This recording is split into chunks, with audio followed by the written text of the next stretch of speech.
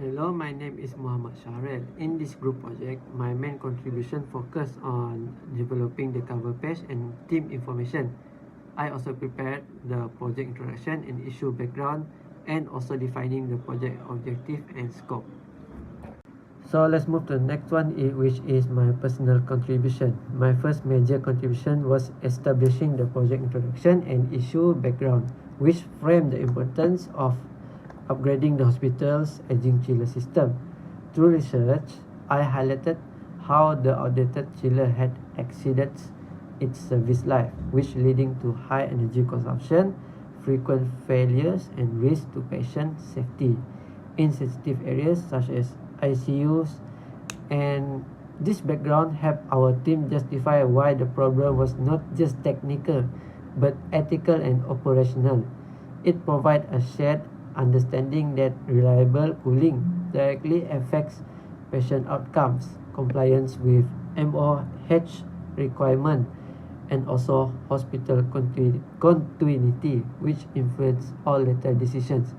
Next, I defined the project objective and scope. The key objective was to achieve at least 20% improvement of energy efficiency while ensuring continuous hospital operation.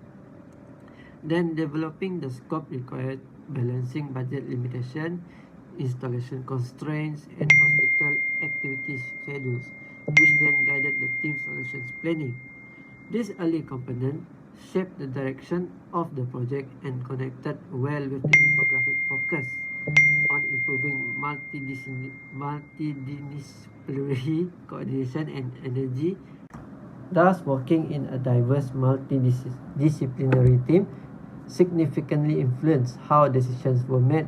For example, mechanical engineers emphasize performance and efficiency, while administrators prioritize budgeting and scheduling. Biomedical engineers focus on patient safety and equipment compatibility. Initially, these perspectives seem conflicting, but I have learned that diversity actually improves decision quality. When defining the background and objective, I had considered each perspective to avoid bias. This taught me the value of inclusive communication, empathy, and professional respect, as well as how diversity leads to more balanced and ethical decision making. Now let's move to reflection on what I have learned.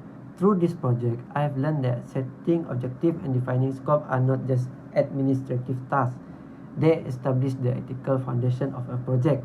For example, ensuring uninterrupted cooling is not just a requirement, but a professional responsibility because it protects patient safety and medical outcomes. I have also learned that values such as fairness, accountability, and sustainability become clearer when the project content involves people's well-being.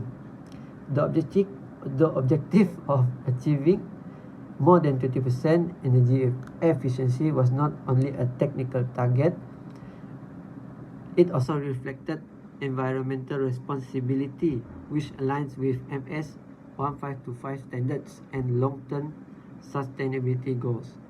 Overall, I have gained a deeper appreciation of how engineering decisions that affect society, and that ethical engineering requires more than technical accuracy, where it requires empathy, transparency, and also respect for diverse expertise.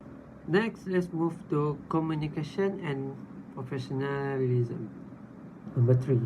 Throughout this project, I practice professional communication by summarizing complex background issues into clear statements, which help the guide team's discussion. And then I also strengthen my energy communication skills, especially in translating multidisciplinary input into a coherent message, which is essential for real engineering environments. Now let's move to integration of workplace attributes. There are 4 workplace attributes. The first workplace attribute is understanding complexity. I analyze how aging chillers affect energy efficiency, safety, operating costs, and regulatory compliance, showing that the problem is multi-phase and not purely technical. For workplace number 2, which is method application, in defining objective and scope, I align them with standards like MS 1525, UBBL, and MOH guidelines, ensuring regulatory relevance. For workplace number 3, project management, by establishing clear objective yearly, I enable effective planning of tools such as RSCI metrics, risk register, and conflict metrics, which are highlighted in infographic. For workplace number 4, professional ethics, I recognize that patient safety outweigh cost and schedule pressures, and learn that ethical engineering prioritizes human impact more technical before technical convenience.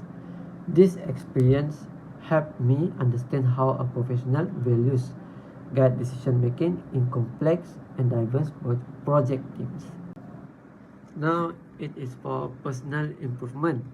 One improvement I aim to apply in future teamwork is more proactive participation during conflict discussion. Sometimes when stakeholders disagree, I focus too much on documenting and structuring my information instead of giving my own viewpoint confidently. To improve, I plan to practice assertive communication, especially when balancing conflicting priorities, such as cost versus quality or time versus safety, which were major issues in this project.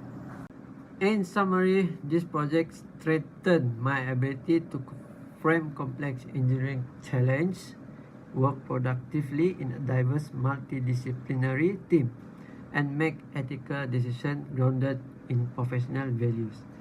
That's all for me. Thank you.